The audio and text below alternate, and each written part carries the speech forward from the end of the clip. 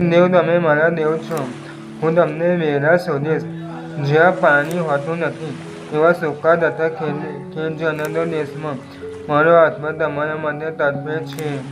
મારો દેહ તમારી સામે તડપે છે. તેથી તમારું સામર્થ્ય તથા ગૌરવ જોવાને માટે મેં પવિત્ર સ્થાનમાં તમારી તરફ જોયું છે.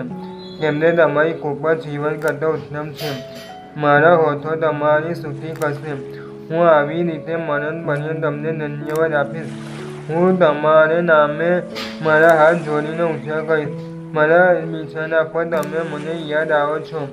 હું રાતને પહોરે તમારું ધ્યાન ધરું છું.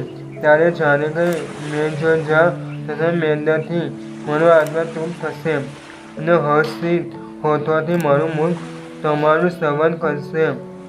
કેમ કે તમે મારા સહાયકારી થયા છો અને હું તમારી પાંખોની છાયામાં હર્ષિત થઈશ.